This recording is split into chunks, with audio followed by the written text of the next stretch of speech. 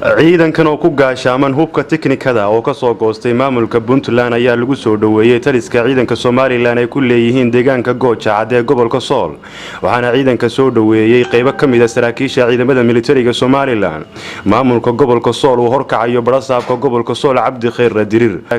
ugu horeyntiina waxa halkaasi ka hadlay sarkaalkii watay ciidankaasi soo goostay waxaanu ka soo galay Puntland waxaanu looga soo galay Puntland waxaanu ahayn anagu ciidankii buuhoodla ka soo raacay Camid ciidankaas oo lagu soo madaxweyne ku-xigeenka Puntland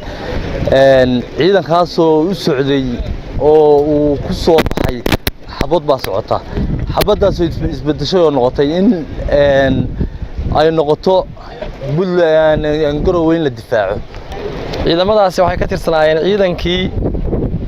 madaxweyne ku-xigeenka maamulka Puntland ee Soomaaliya uu ka kaxaystay 3 bilood ka hor gobolka Buuhoodle loo kixiyay abaabulka qabaa'ilka iyo mataqaana beenta iskood bay u yimaadeen si saraakiisha jiido hore ay sheegtay cid soo qasabtay ama soo kaxaysay ma jirto markii hore waxay kamid ahaayeen shacabka reer Soomaaliland maanta waxay kamid yihiin sida janku sheegay ciidanka qaranka ee jamhuuriyadda ay kamid yihiin maanta laga bilaabo waxay la xuquuq iyo xaq noqon doonaan ciidamadii hore u joogay waxaanu leenahay cid kasta oo kamid ah ciidamada u dhashay Soomaaliland ee ku jira maamulka Puntland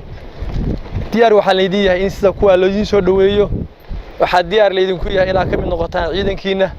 waxa diyaar leedinku yahay inaad kamid noqotaan dalkiina wax ka difaacataan xaqiiqdii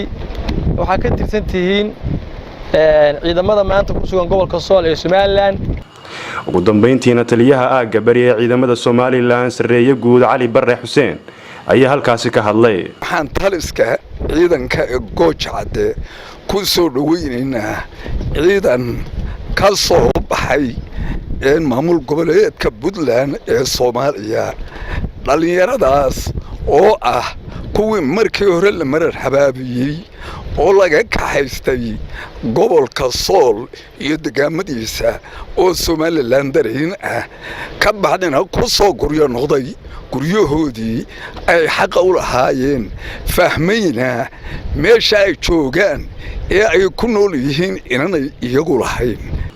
حمزة حاجي محمود رادية ورقة تلفزيون عالمي Universal لاس عنود